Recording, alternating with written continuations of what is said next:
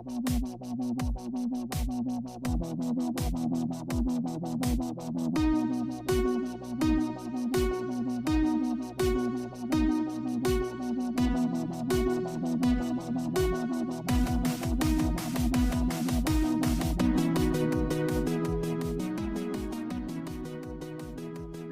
and welcome back to We'll Run For. This is your host, Tom, and with me, as always, are Erin. Hello. Michael. Hello. And Diana. Hey, hey. How's it going, guys? Pretty good. I'm all amped up because we just watched Casper on the 31 Days of Halloween, and I got all hot and bothered because of Devon Sawa at the end. It's just, I loved him so much. Also, when he said, "Can I keep you?" I literally started crying. Oh my gosh. In that moment. It's embarrassing. Like young boys still have that haircut. You know, that kind of like half bowl cut where it's a little shaved underneath, but like split right down the middle. No, it's working. I don't think that that's a thing anymore. It's working. Probably Man. not, yeah. So cute. Probably not a thing. I'm not sure. That was the one with, is that the Casper with Christina Ricci or whatever? Oh, yeah. Yeah. Okay. 1995. I remember seeing it in the theater. I was in, I think, 5th grade. Yeah, I think it was 5th grade. Wow. I don't even know what to say to that. I know. I can tell this is something's happening over there. It's something Tom's had to deal with for a few years now. Oh my gosh. And I just thought I'd share it with the rest of the group because it literally just before we started recording, it just ended. That's so funny. Oh my God. I haven't seen that in years. What did we watch today? We spent the day binging a murder. No, we watched The Third Day and Murders at Whitehorse. Yes. Farm. I don't know what either of those are. They're both on HBO. They're both pretty good. Yeah. I enjoyed it. Third Day was interesting. You guys should watch it. It's not my something good, but you guys should watch it. Yeah, it's like Midsummer in England. Oh. With Jude Law. Have you seen Midsummer?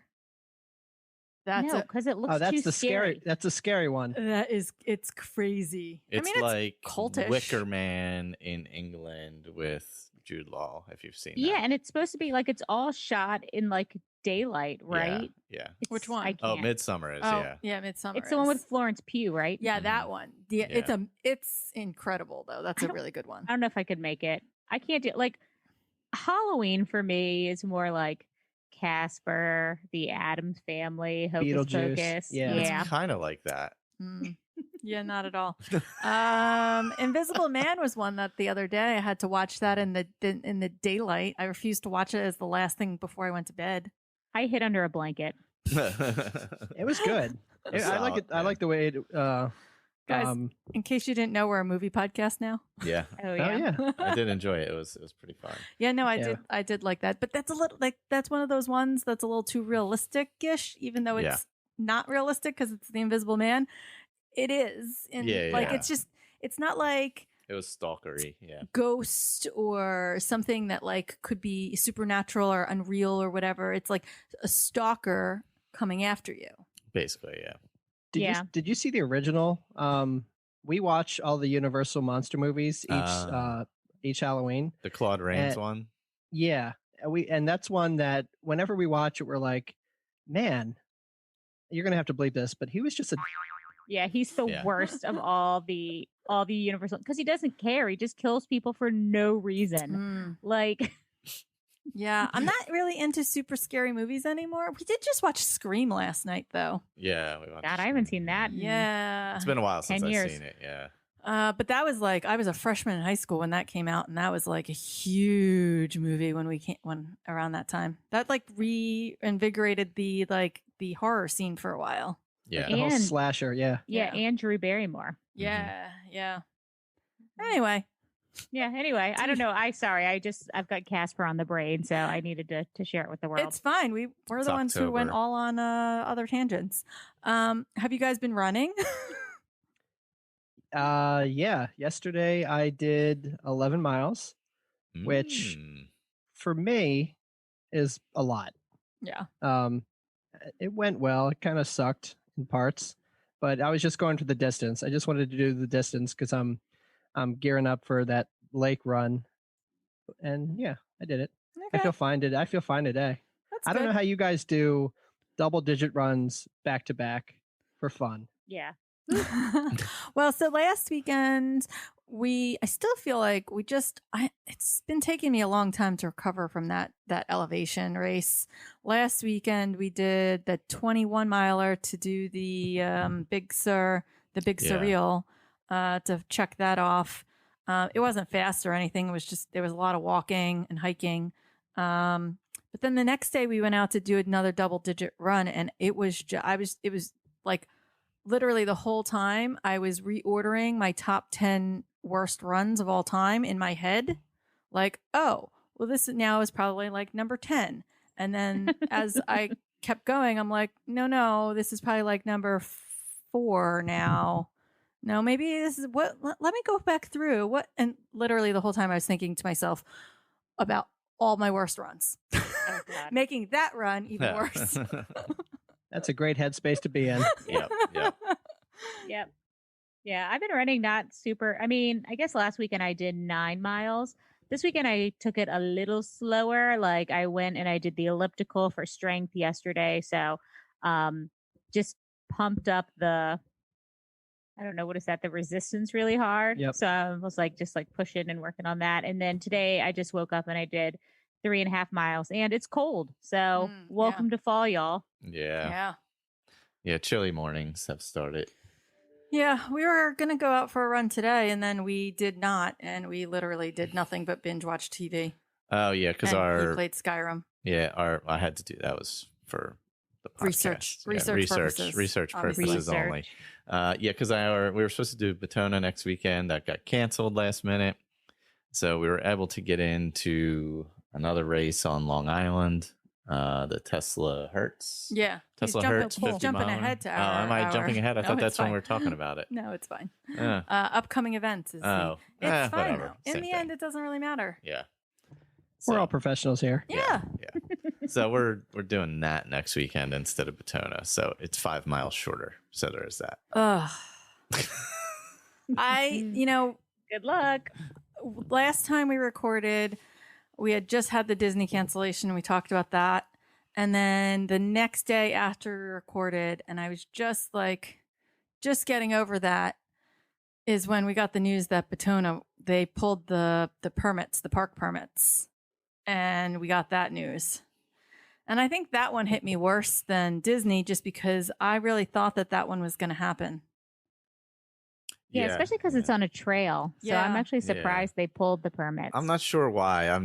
I can't really figure out why, honestly. It's not like there was over X amount of people. It wasn't, everybody's, you're on 55 miles worth of trail. You're not going to be near anyone. And to do it 2 weeks before the race is really it was weird. Crappy. Yeah. Yeah.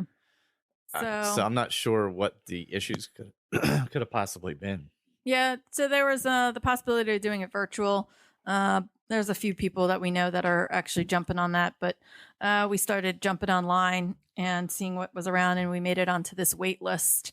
And then I think I badgered my way into this race because I just emailed the race director every single day, like, what's going on? What's the likelihood of getting into this race? If anybody can pull that off, it's our Erin. You'll show up and they'll be like, she's here.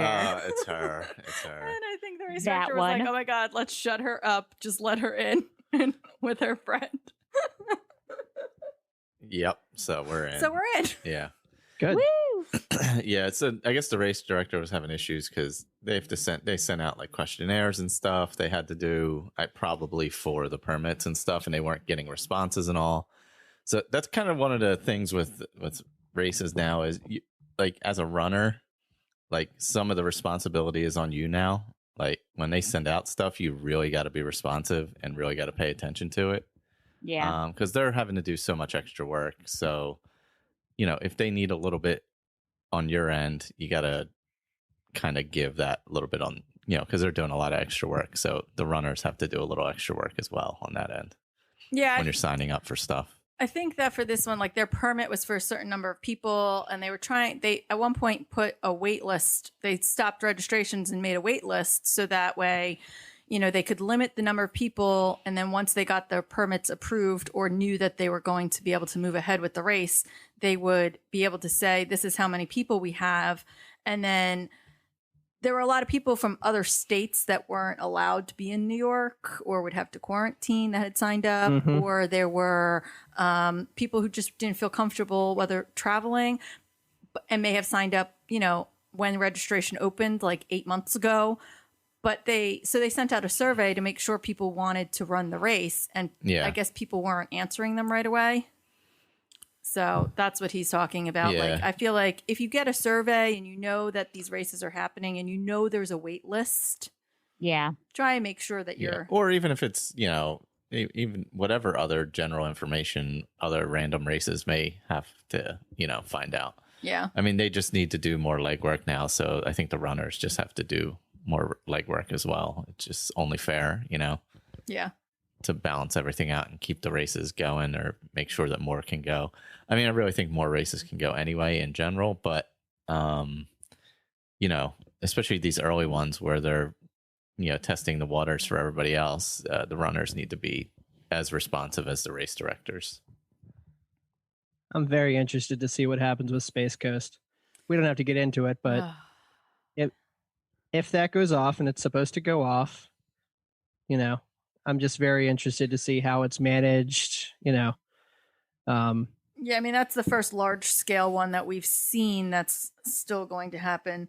I mean, it is Florida, so. Oh, yeah. Well, then it's fine. Florida's open for business, so I don't think other states will necessarily do that in the same capacity that they are. But I will be interested to see how a larger scale race goes off. Yeah. I mean, we've seen plenty of smaller ones, but I'm intrigued to see what, a larger mid-size race would do, I guess. Yeah, because that's a pretty large race, but I don't know how many people are actually going to go. Well, that's the thing. It depends on where you're coming from and all that. Because that's a big travel race. Like, and I know, our friend Matt, who does it every single year, isn't going. He's doing the virtual to get the race series medal because they do like the 5 medals for 5 years in a row. So, but yeah, I mean, that's the first large scale one. Yeah, we were considering it, but next year is the 50th anniversary of that race. And I think... Yeah, we decided to save $2,000 this year and just go next year. Yeah. There you go. Yep. Sounds like a plan. Okay, Michael. Yeah. Do we have any reviews? We have a couple 5-star reviews. Remember, Tom runs 5 miles if you leave a 5-star review. So this week we have Cheesy Brie from Podcast Addict. Oh, I didn't know that was the thing. See, I would never have checked that. Fun, socially interactive podcast. The hosts have great dynamic flow. It keeps you engaged. The show is not only entertaining and easy to relate to as an average casual runner, but also some great pro tips, funny games for listeners. Such a great way to get through your miles, whether it's on your feet or on wheels. Mr. P. Presley. Great. Run, Tom, run. Very simple, to the point. That's our friend's dog leaving a review. There you go. Yep. He's got an Instagram. That's awesome. I'm going to have to go follow him now. Chasing Disney, who is Amy. Running friends hanging out. Love this pod. While still relatively new, the co-hosts hit their stride right away, producing this fun and quality podcast. It's just a group of friends hanging out, talking about running, everything else, just like we all do pre and post race.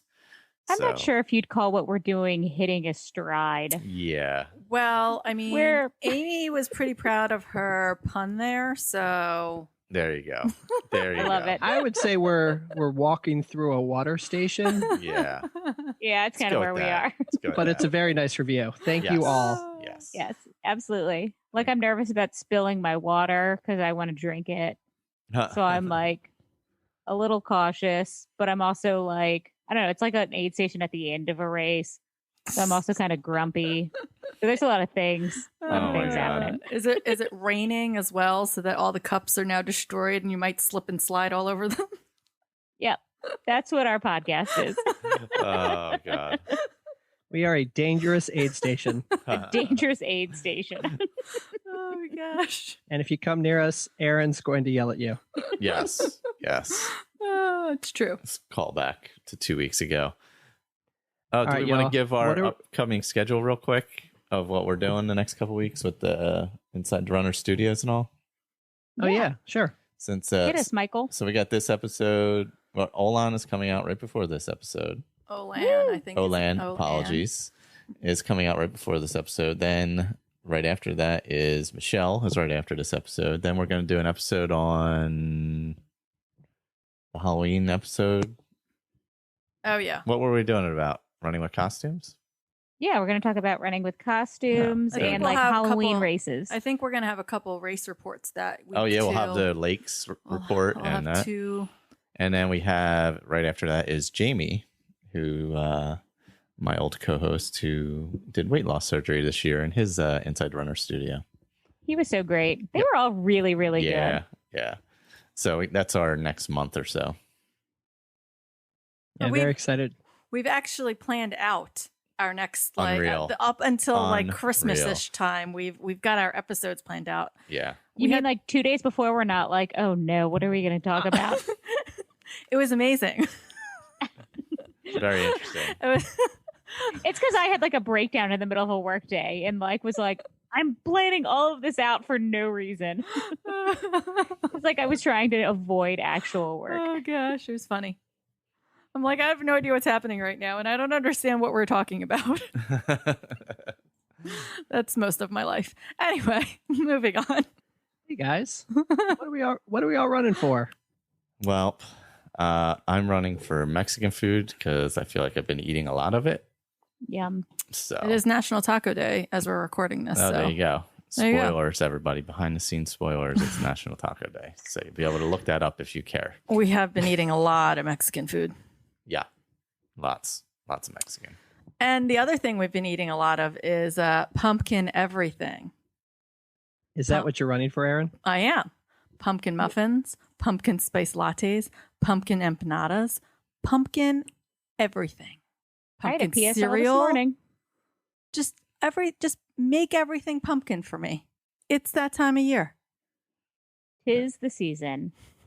Well, this week I will be running to stay on the Eastern time zone. So they're sending me to Arizona for the week for work, and I refuse to go on the Arizona time zone. So I pack all kinds of running gear. So I'm going to get up and run so that I am not miserable next weekend. That's a good point. It's always good to stay. Yeah, if you're coming right back, you might as well just stay in the East Coast time. Yeah, absolutely. So for me, understatement of the year, there's a lot going on in the world right now. We're not going to get into it, but I'm absolutely running for the distraction that running and doing this podcast has given us.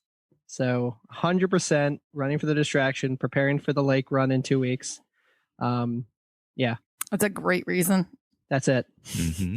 But we do have some upcoming events, which I guess I will run through. Like I mentioned, October 17th, I'm doing the Run the Lake Challenge in Columbia. Yeah, you created a virtual event for that on Facebook, right? So if you guys want details, check that out from our page. Yep. We also signed up for the Wicked 10K, which is a virtual that is put on by J&A Racing, one of our favorite racing companies. They do Shamrock, they do Crawl and Crab, they do those races every year. And again, it's just one of those things that we want to support the race company, the race director. So we're going to be doing that in October. Yeah, they're down in Virginia Beach. Yep. Okay. I can get this. We have the cystic fibrosis charity stream coming up on November 14th. We decided, I believe. Is that the Saturday, if that's the Saturday. And it's going to be, and it'll be from midnight or noon to midnight. So we'll probably be on afternoon. Okay. Well, we still haven't put a whole lot together for that as far as what we're going to do for the Will Run for. But by next episode, I promise we will have some more information about that. We were just nailing it down because we got people literally from US, UK, Australia, like all over the place. So it's hard to.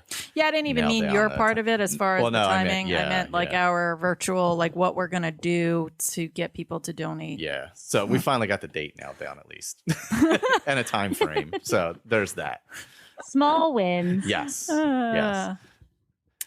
I saw on Instagram today, a girl, Mallory from my Sparkle Squad, had posted a story for a Fomally 5K virtual run to support the cast members' food pantry.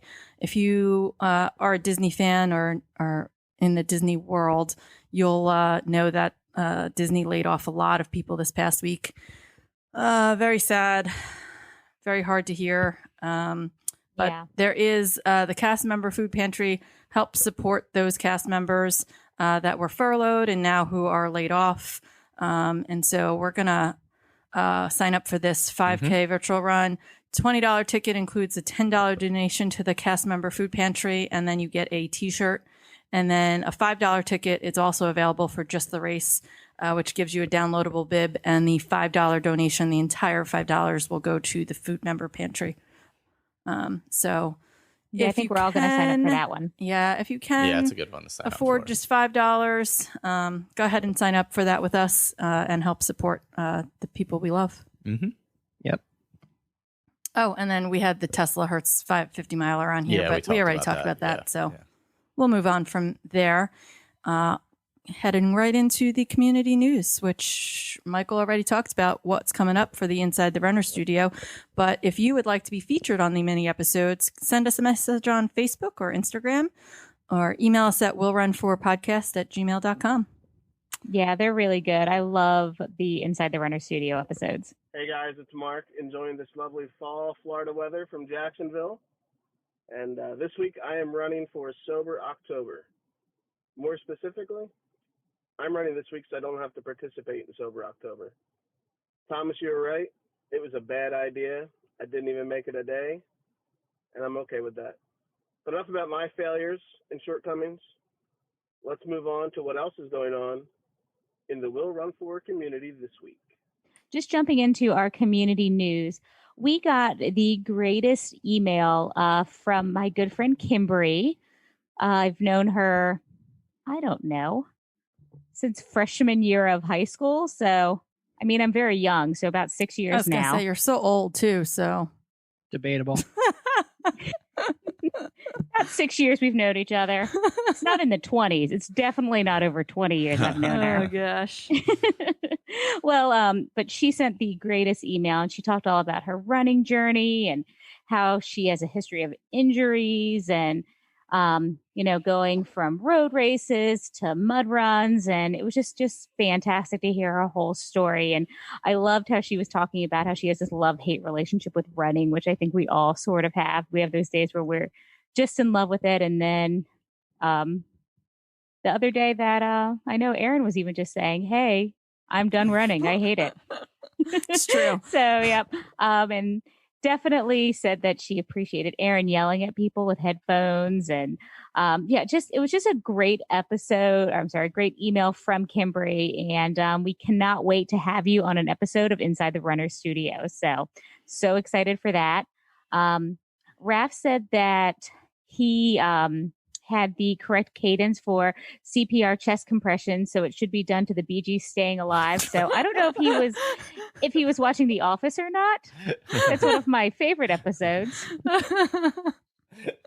found out he's a doctor this week, so maybe he really does do his chest compressions to the Bee Gees Staying Alive. I'd like to find that out. The best part is at the beginning of that episode where he's like, first I was afraid, I was petrified. Oh, God.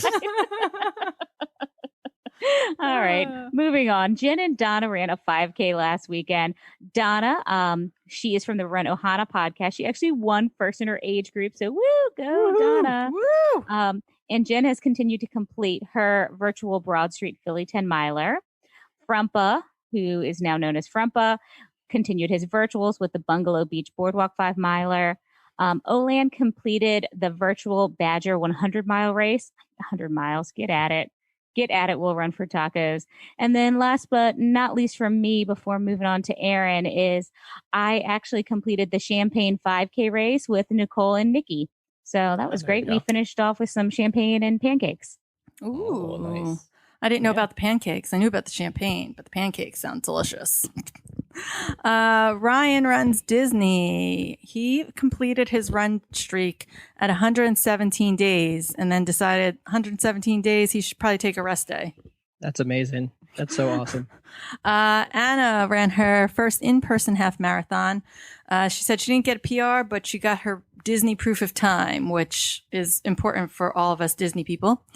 Vicky ran a virtual half, which was supported by her friends and family, where she PR'd taking 2.5 minutes off of her previous PR. Oh, that's awesome.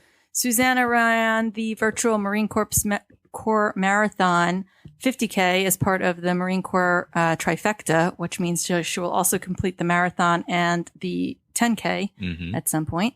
Robert ran his first road marathon today and got a BQ on his very first try. Oh my goodness. Wow. Yes. He beat the qualification time by over 3 minutes and should secure him a position in the 2022 Boston Marathon. Wow. We've had a lot of new listeners engaging with us on social media, so that's been exciting. When we had International Podcast Day, we actually got liked and restoried by a lot of our favorite podcasts, which was also very exciting. We had Megan, who was running for her birthday cake last week for her birthday. Happy birthday, Megan. Karate, who was running for jalapeno bagels. Dean, who was walking, because he walks, not runs, for buttery fattening Amish pretzels. Oh my gosh, I want that. Right. Greg was back out there after some recovery, tagging us along with Tim and Kathy, Megan and Laura, and then our new friend, Sydney from Smitty Lettering. Sorry about that. All right. And that's what we've got. So if we missed anyone, we're sorry. We love you. You know we do. We'll keep restoring what you got for us and sharing and cheering you on as much as we can. If you don't already follow us, please go to Will Run For Podcast on both Facebook and Instagram, and be sure to tag us in your run so we can share and cheer you on. Yeah, and it motivates me to get out there because I need it. Yes. We love celebrating you guys. It's amazing watching you guys do what you do. And it was really cool. I guess the weekend that we're recording this, yesterday and today, we just had a lot of engagement, like a lot of people tagging us, sharing a lot of stories, a lot of adventures, a lot of pictures. So it's really exciting. So thank you, everybody. Mm-hmm. But that is a good segue into our main topic, which is, I don't know how to open this up. So we're talking about running habits, rituals, which I don't know why I said rituals, because that's weird, and superstitions on race day. Oh yeah, I definitely have rituals. Yeah. Yeah, like a ritual of like something you do ritually. Yeah. Well, it's October. I was watching The Craft earlier. Oh gosh, we were just talking about that movie last night. Oh yeah, because they're redoing it, right? Yeah. Oh, are they? Well, and they have different rituals. So yeah, not to be confused with crazy spooky rituals. That's funny. We were just talking about that because of Neve Campbell. Yeah. Oh yeah. Anyway. Yes. Yeah, because of Scream. And we've come full circle. Yes. Yep. Oh gosh. So we actually got a lot of feedback from our listeners, but before we get into that, let's talk about some of our habits, rituals, or superstitions. Anybody want to go first?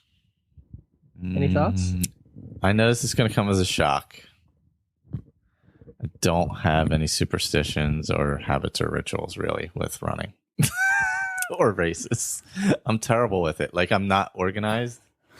So I mean, maybe, I don't know. I don't think I have any because You're like the opposite of a runner. Like you run all these miles, but like you don't run in the morning. You don't prepare anything. You just go. When you were like first starting, did you? No, because I'm not that kind of person.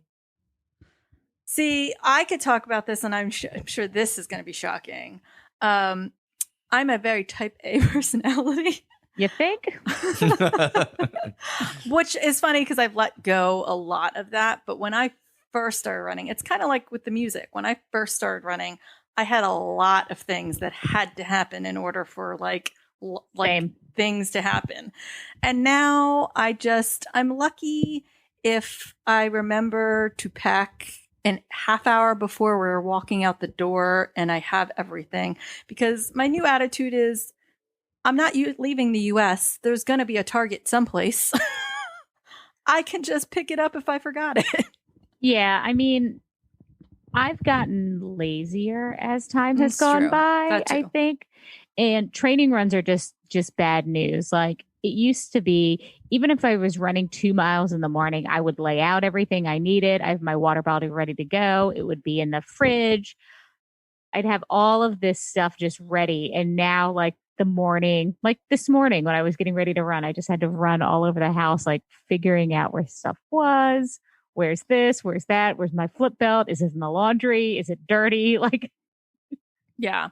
I mean, I will say that the one thing that I still tend to do is if I'm running early or if I'm running a race, I want as much sleep as possible. And you can ask anyone that I've actually stayed with for races. I will wear most of my clothes that I'm going to be wearing in the morning. To bed. How do you glide? Do you have to undress to glide yourself? No, well, I just lift everything kind of up and glide underneath everything. But I like must be nice. Must be nice, Erin. I got folds and shelves and nooks and crannies. But then you just lift up the shirt and like get in there. Like I don't know.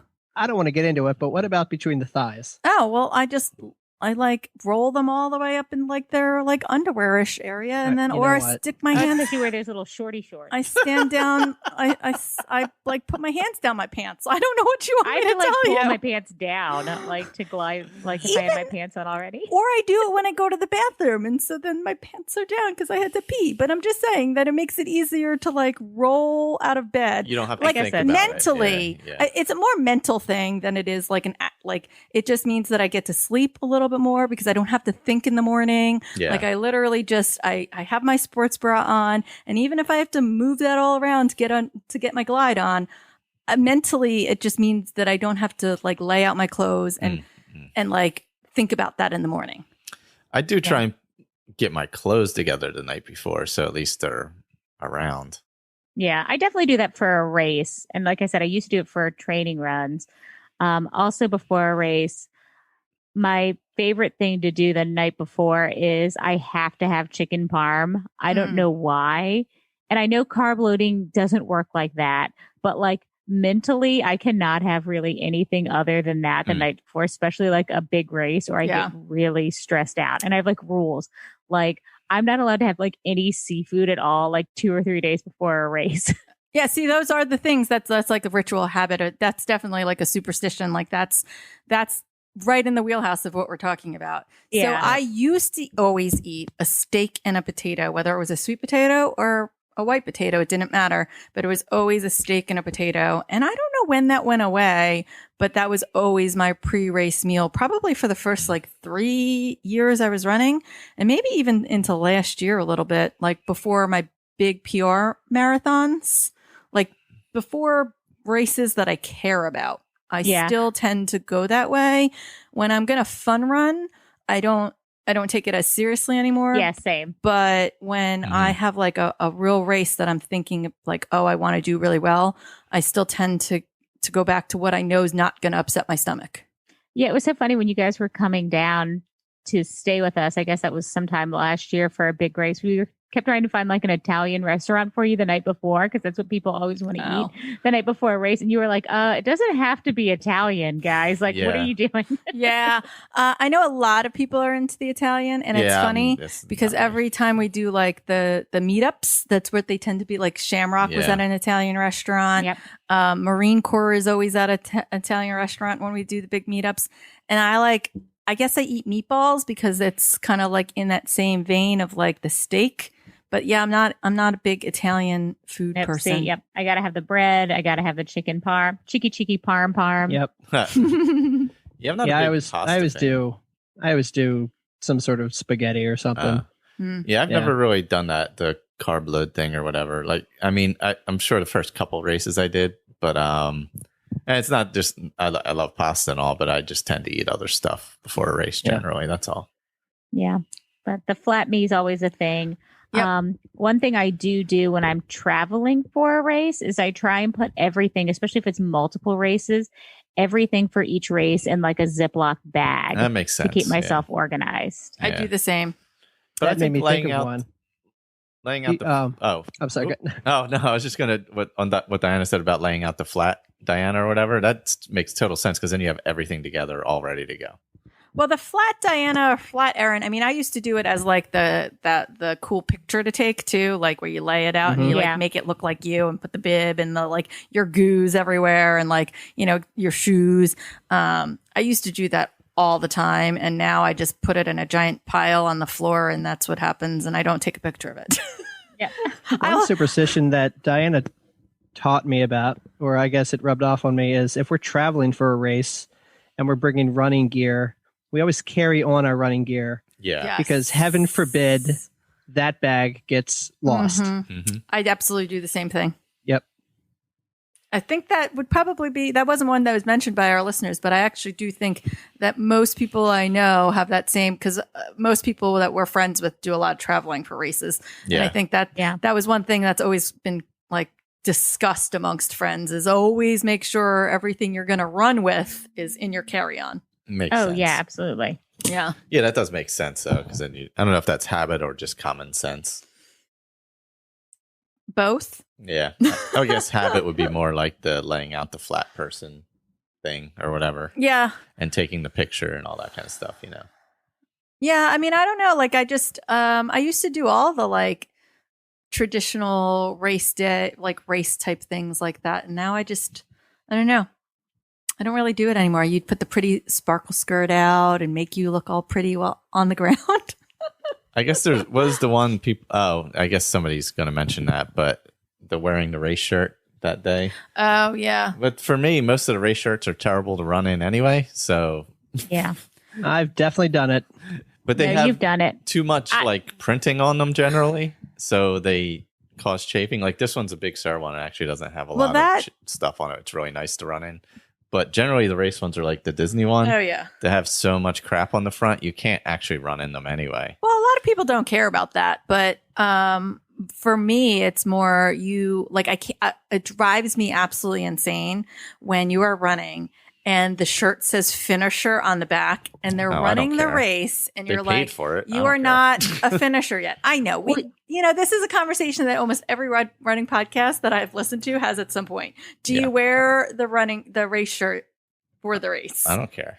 I'm very much like you do you, but I never do. I don't think I ever have, unless it's like a group of people saying we're going to do it. And it's usually because it's like some type of charity. Agreed. Yeah, that makes sense. And not like that an actual, like I'm running it for time or something like that. I don't wear it because I usually have a shirt that I want to wear. And I don't know what the race shirt is going to be like. So I'm not going to wear it.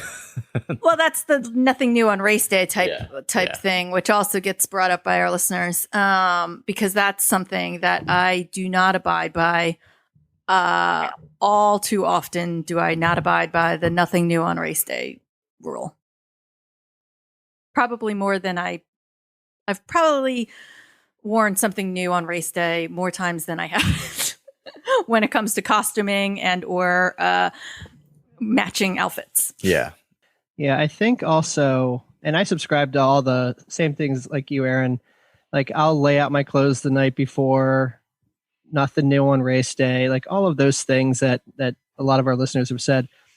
But then also, I think laying the clothes out the night before is like a self-fulfilling prophecy. So like I won't skip that run if I know I've gone through the preparation the night before to prepare for it. Yeah. Right. But I also think it's when you get more comfortable with distances, like every 5K I used to prepare like it was a half marathon. And now I know there's nothing that would stop me from doing that distance.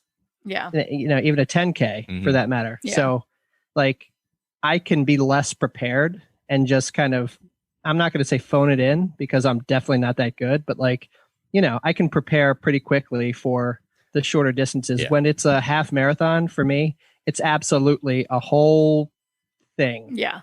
Yeah. I got to go through my steps. Yeah. Yeah. I think the habits come in more to play when you're doing new distances and stuff. Well, I think that's not for true. me because anyway, like even for like when I was running with friends in the morning, a lot where I was meeting them at like hours of like 5 a.m. because then you got to be ready. You've got to be ready because I was running before work when I lived down at the shore. And so I had a whole group of friends that I'd meet to run regularly with.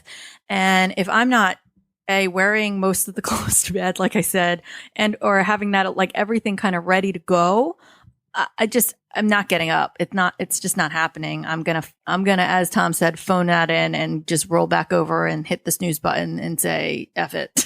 Yeah. Scrambling in the morning is not good. Yeah. Like I would even put like the Tailwind or, Gatorade or whatever it is that I'm taking in a bottle, put it in the refrigerator. Yep. I have everything ready to go. My keys, like right by the door, like everything that I'm going to take with me right there, so that all I had to do is roll out of bed, get ready, and drive out the door. Yeah, absolutely. Well, I mean, I think we all have those kind of habits who are getting ready the night before. The one thing I am superstitious about is finisher shirts. So even I know Disney is really big on those like I did it shirts. Mm-hmm. And you're always so nervous that they're going to sell out. But I never physically wanted to buy myself an I did it shirt before I finished the race. So I remember the first, I don't know, I think I still have it. You do it. But I always make Tom go and buy, if I like the I did it shirt, rather than buy it myself. Like I refuse to buy it. Mm-hmm. Like Tom can buy it for me, but I cannot buy the I did it shirt because I don't know. It's like some weird.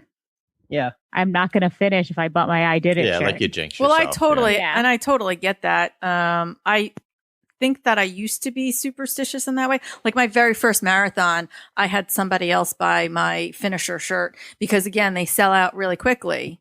Yep. So they're at the finishers tents. So I wasn't sure. They say that sometimes like the back of the packers will get there and their sizes are sold out. So I'm like, I need someone to buy this shirt for me because I wouldn't buy it at the expo. Mm-hmm. Yep. So I need someone to buy it for me while I'm running the race so that I can make sure I have it when I'm done. And so I feel the same way, or at least I did. I don't know that I do anymore. Like I said, the only time it bothers me is when someone's wearing that shirt during the race because you didn't actually do it yet. It doesn't matter. Yeah, I don't mind the race shirt, but like the one that says I did it or the finisher one while you're doing it, like what are you doing? Well, so the New York Marathon one always says finisher on the back. So like if you run the New York Marathon, the only way you should be wearing that shirt then, because it says finisher, is if you finish. Don't worry. I don't care about that. People can wear whatever they want. Another one that I do that I don't think people mentioned is I always make a playlist for every race. More so now it's 10Ks and longer distances, but that's part of my preparation. Like I'll go through my running playlist, I'll add new songs, like if I look in my my music and I go back 5 years, like I have playlists for the same race for every year. So that's just part of my preparation. Yeah, that's definitely a ritual or a habit for sure. Something that makes you comfortable on race day. Is there something like superstition is like Diana, if she doesn't eat chicken parm, do you think it'll ruin your race?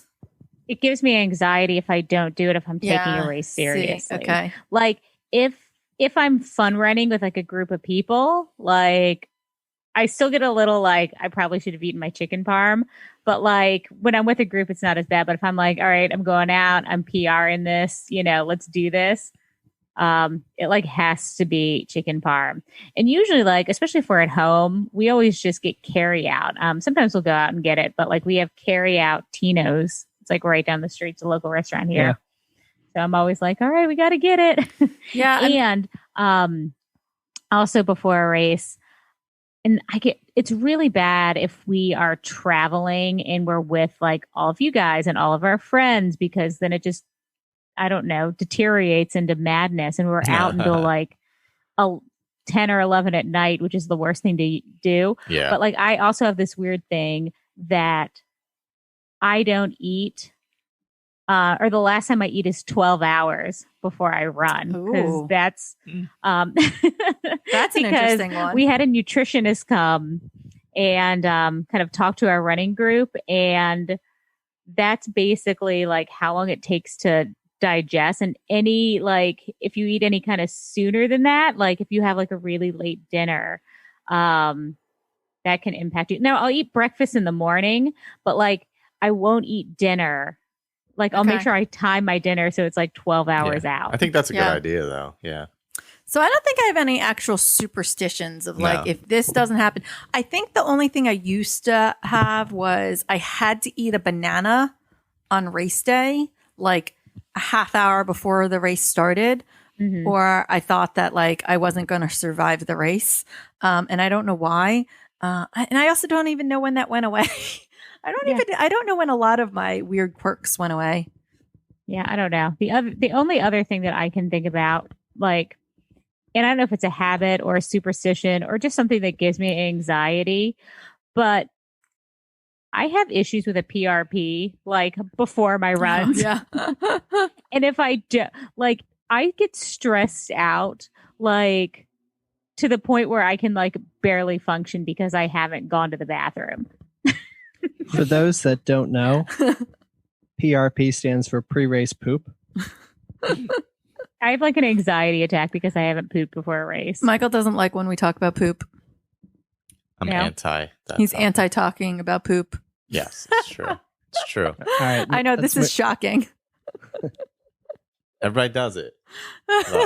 Everybody poops. It's important. But I don't know if that's like a habit or because I think like everyone's got that. It's like the big runner thing to talk about. Yeah. But for me, I think you like, have to pay attention to it before a race for sure. It only like I only get stressed out on race day to the point where I can't. Like any other day is fine.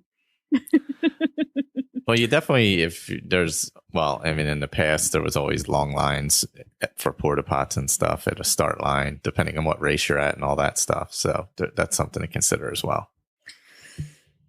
Yeah, I mean, I don't even get to races that early anymore. I mean, the marathon I did in Maryland with Michael last year, I mean, we didn't even make it to the start line when the start had started. They were literally, they were going and we just hopped in the back end. That would stress me out to no end. end. No, yeah, we're there early. We got to be there early because that's the one thing you can control is when you get there. Like everything else after the race starts, there's a timing mat there, whatever.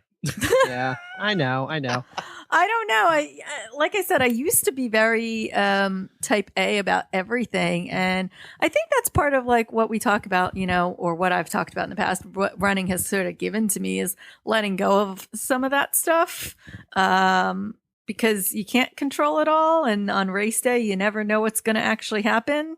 You could have the worst day ever, or you could have an unexpectedly bad day, like my PR marathon was an unexpectedly great day. Like I wasn't planning to go for a PR and I got one, and I had done absolutely nothing special. And then every single time I've done something special, my races blow up. So I just, I gave up.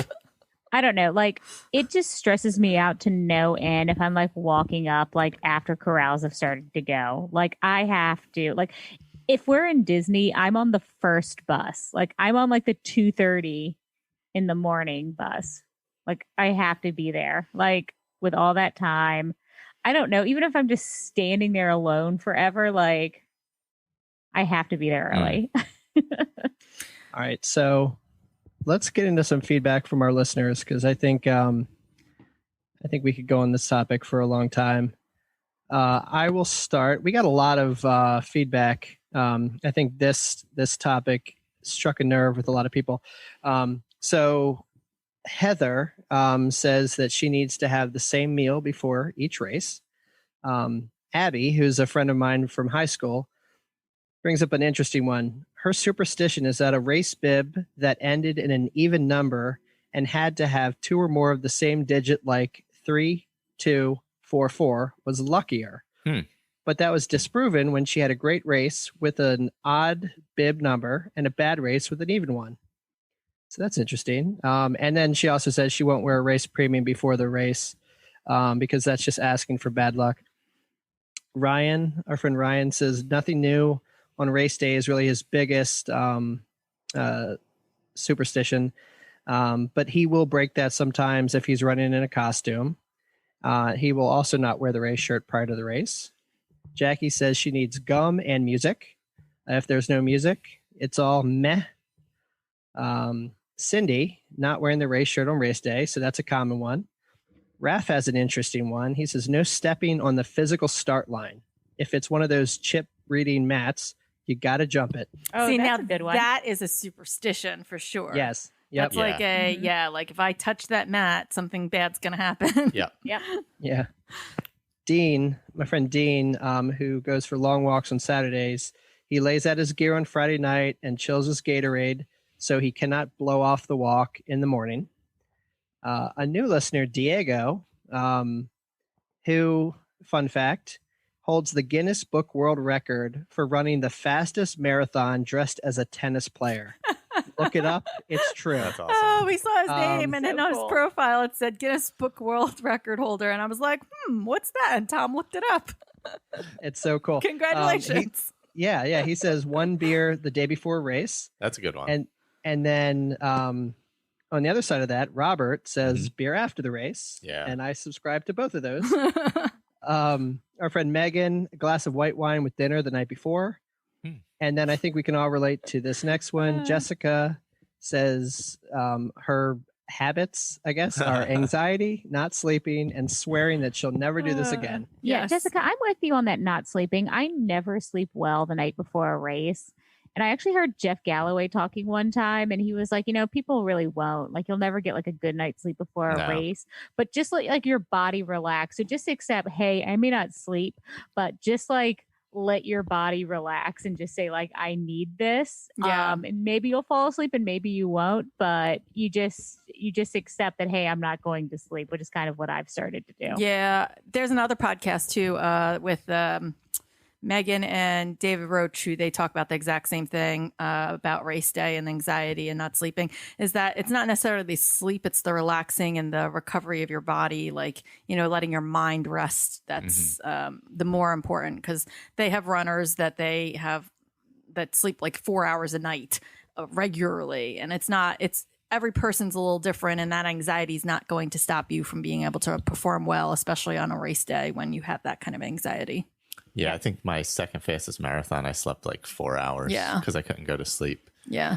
So, but I laid there peacefully, not sleeping. But swearing I'll never do this again is also a very common practice amongst, I think, about everybody I know. Yeah. Why do we do this? I don't know.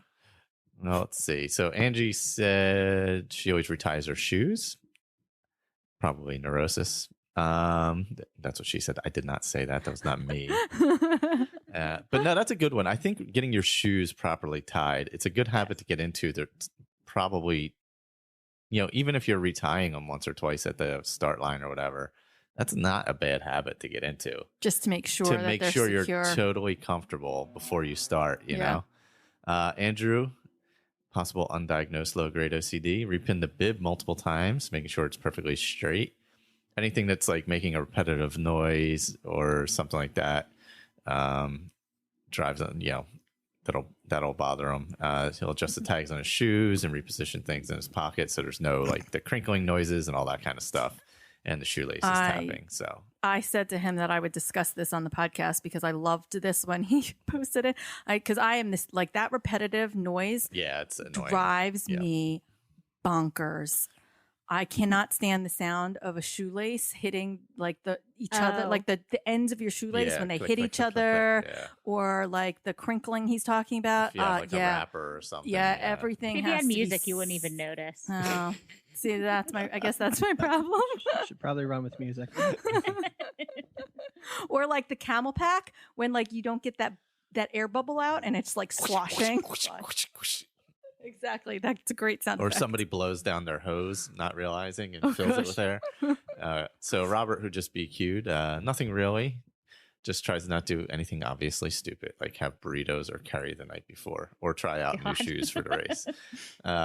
Kurt just does peanut butter banana wrap and V8 energy to wash it down. That's been his race breakfast, and now what he does before a long adventure run. Jen Hall, get to the race early.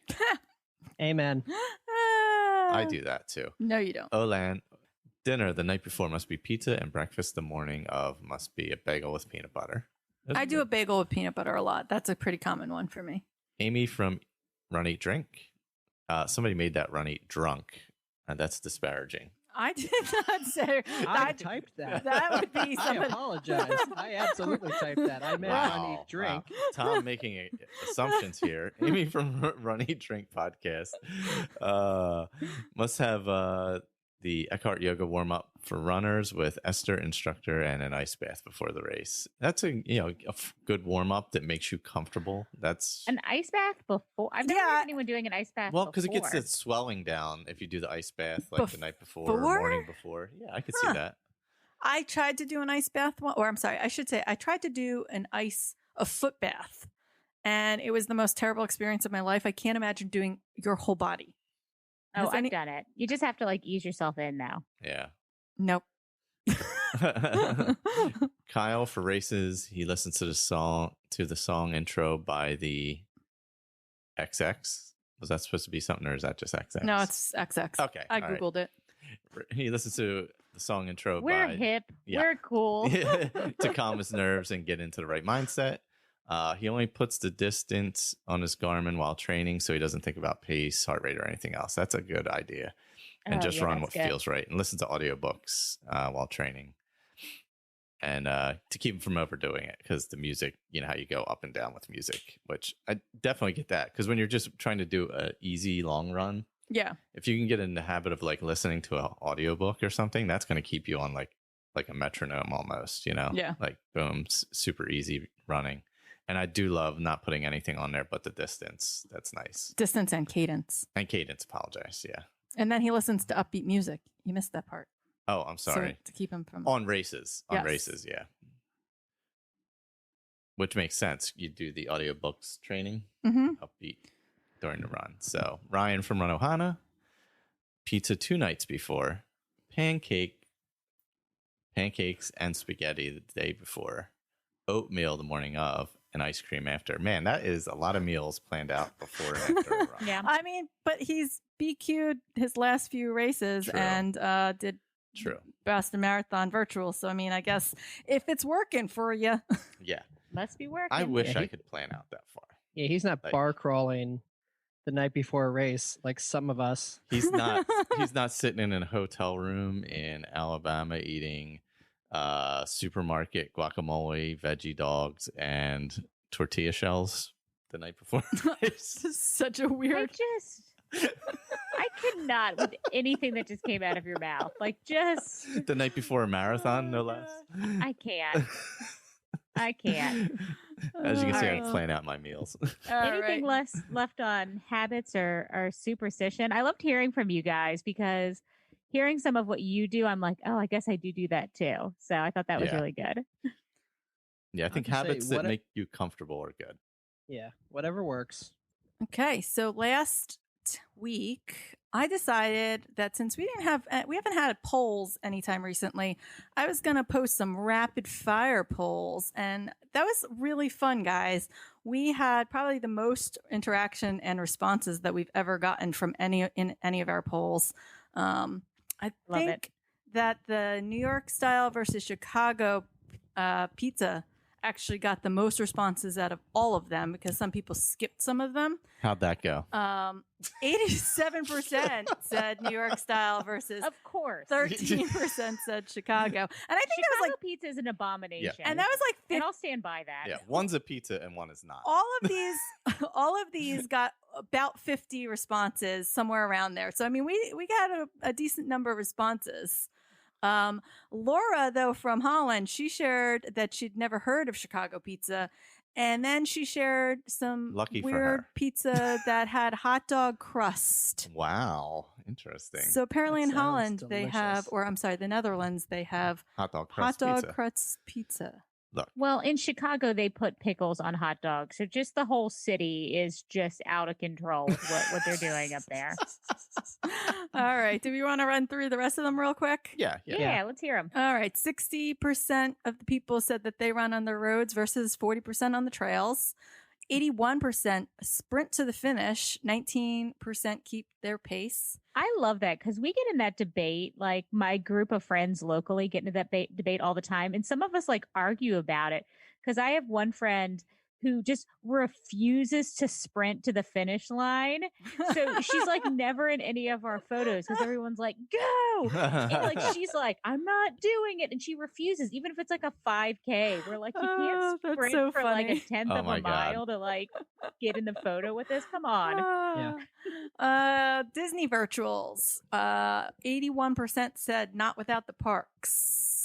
Ooh, I mean, that makes whereas sense, 19% said that they'd be 100% in for them. Virtual races in general, 38% said they got a race somehow. 62% said still not for them. Oh, wow. That's running with music, 74% run with it, and 26% said no. So we're about right on with the that's actually the statistics, right? Yeah. That was Interesting. right. Yeah, that was about right it. about there. All right, and then the most controversial topic of all was 83%. Oh wait. Before I get there, What? Kathy said she was so with Michael. Thank you. It drives her insane Thank and it's you. rude. Thank you, She's Kathy. got Michael's back, and guess that they aren't as fun as others. Kurt supported Michael's quest for quiet races, and Anna was triggered, and she said that the people who are running with the music are not DJs. They are not the life of the party, and she might tackle them. They're trying to bring the party, though. They're trying to bring the fun. Frumpa was the only one who commented and there said, you go, Diana. Let the runners blast their music. You and Frumpa are on the same side. He is a stable genius, so... Surprisingly, 83% agreed with me. Were with Michael Thank you. Said to keep their music to yourselves. I thought I'd be in the minority there because I can see around me that people are annoyed. just when people are doing it, I'm not blasting my music. I never do that. I'm surprised it was 83%. I'm not hating on other people that are. Okay. Conversely, though, if you fun run a run with Erin and Diana, they will scream and shout. Oh yeah. At the top of their lungs, true. The entire distance, which is so much worse than someone running by you playing a pop song. That's true. So much worse. Yeah, I'm looking at you. What? So much worse. So, Tom, when you ran with my friend Amanda and Heather and me, and we sang that song while we were running around Dave Thomas's Lake Montebello. Yep, Dave Thomas, founder of Lake Montebello. I'm guilty of it too. I like to sing at the top of my lungs. You know what? We were the DJs. We're a house divided, but it's divided 83% one way and 17% the other way.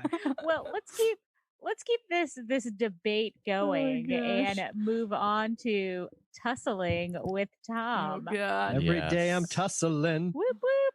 So actually, this week we've got Tom debating Erin, and hopefully, what happened the other week will not happen here.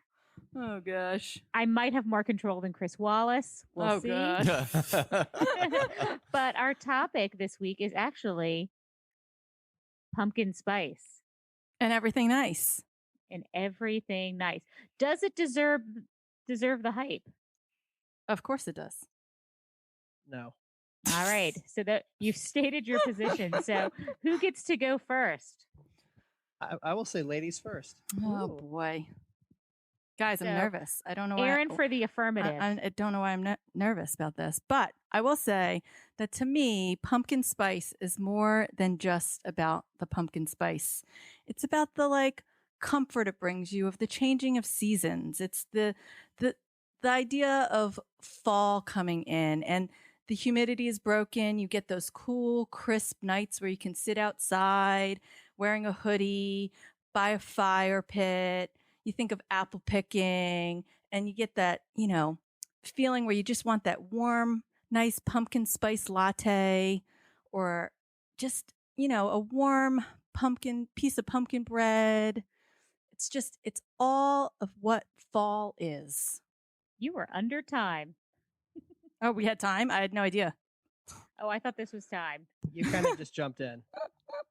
But I'll start. You just said ladies first. Yeah. Well, you went, and now Okay. I will go for my first point. Go on. But I must say, Erin, you must be out of your gourd if you think pumpkin spice isn't overrated. It's a trend, and like all trends that bubble, probably will burst. Pumpkin spice really was popularized by Starbucks, the pumpkin spice latte, in 2003, and it didn't contain any actual pumpkin until 2015. So it's way overrated. And we all know that once a trend reaches the level of such mass popularity, it's not long before they go from obsession to overkill. Like cranberry being added to all juices, pumpkin spice is the cash grab of all spices. That's my first point. And maybe it is, but you can put pumpkin in literally everything, and it makes it better. It's not just for coffee. It's for pumpkin bisques and samosas and muffins and breads and empanadas. And we had some of those today. And suddenly it turns them into like little mini pumpkin pies. And they are delicious. Speaking of pie, pumpkin pie? I mean, pumpkin pie. Everything about pumpkin and pumpkin spice is just deliciousness in my mouth and in my belly. By the way, that was just our Trader Joe's shopping list. That was all that was. That's all that just happened. It's true. Can I go? Yeah, absolutely. Okay. I am done. Is this point 2? This is point 2. Mm-hmm. You mentioned pumpkin, but I think we all know that the original gangster of fall is apple cider. In fact, the Greeks and the Romans were mastering the art of cider making back in 55 BC. Wow, he's going deep. There is there is no single season for apples. Apples have more applications than pumpkins by far and are enjoyed year-round. They're overall delicious, hot or cold. And if you go hot, just add whiskey. That's it. Apples. How do you like them apples? I do enjoy apples, but I like the pumpkin spice, which when we're talking about the pumpkin spice itself, it's really the cinnamon and the nutmeg and the allspice and the sugar that is what makes pumpkin spice pumpkin spice. And honestly, what's not to like about those 4 things? That's it. It's just delicious. Thank you for proving my point in that pumpkin spice is not actually a thing. Pumpkin spice is cinnamon and nutmeg. So you can't have one awesome thing that's just 2 other things. But I appreciate that. It's actually more than just 2, in case you weren't sure about that. I just named multiple other things that are part of cinnamon pumpkin spice. And nutmeg. And allspice. And sugar. If you don't like that point, let me leave you with this. There is no negative connotation to apples. But there is a very negative connotation to folks that like back to apples. Pumpkin spice. There's the whole basic bee. Yeah, I was told I wasn't. I am a basic bee. So why is that bad? What is wrong with that? Because there's just this negative connotation for folks that like everything pumpkin. There's nothing negative about liking pumpkin. I liked pumpkin before it was cool. Did you? Yes. Uh-huh. Mm-hmm. Mm-hmm. Diana, you have no control. I'm just saying what's happened. Just like wearing North Face or leggings or Uggs. And I know you absolutely adore #PSLs, but it is truly a basic spice. I don't think I've ever #PSL. You will. I have. All right. So each of you got your 3 points out. It is time for your 30-second rebuttals? Yeah. Sure.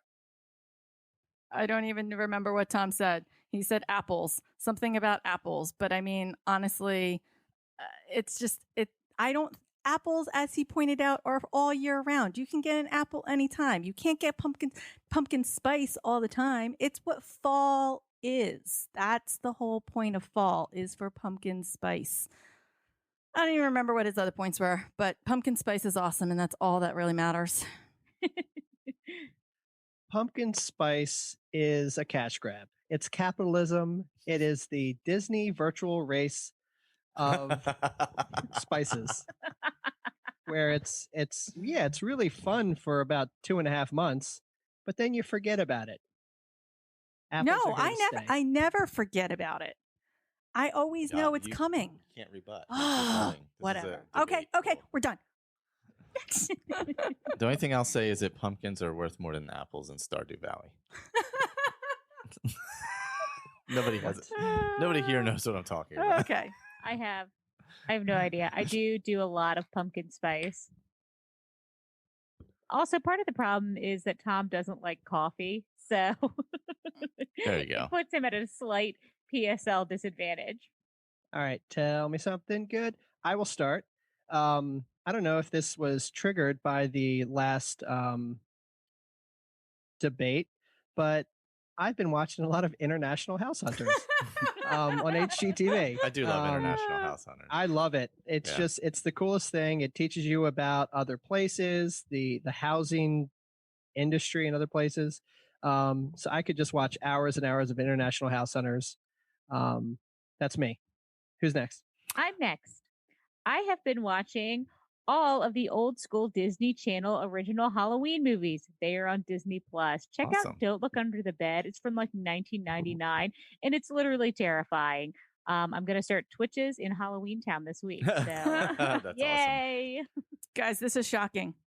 Everything for me this week is pumpkin. Something good is pumpkin. I made pumpkin muffins today, and they were delicious. And pumpkin spice lattes, they're delicious. Pumpkin. And for me, I introduced Erin to Doctor Who this week. We're starting with the Eccleston year.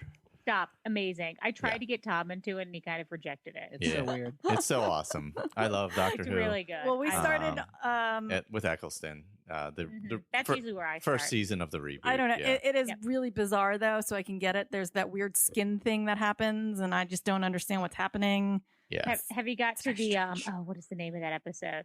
With the kids with the face masks? Not yet. Not yet. Oh, it's so good. Yeah. That is the awesome. Angels. Yeah. Oh boy. Well, they're in. That's one of them's David Tennant. Yeah. Yeah. The Blink is Tennant. We're not out of that out at that point yet. So yes, we're Doctor only like Who. 5 episodes in. Doctor Who is my something good. HBO Max. Actually, you HBO. are in for a treat. It's a fun show. Yeah. Oh, guys, we did it again. Mm-hmm. So thank you all for listening. A few closing comments. Continue to engage us on social media, Facebook, Instagram. Send us an email. We'll run for podcast@gmail.com.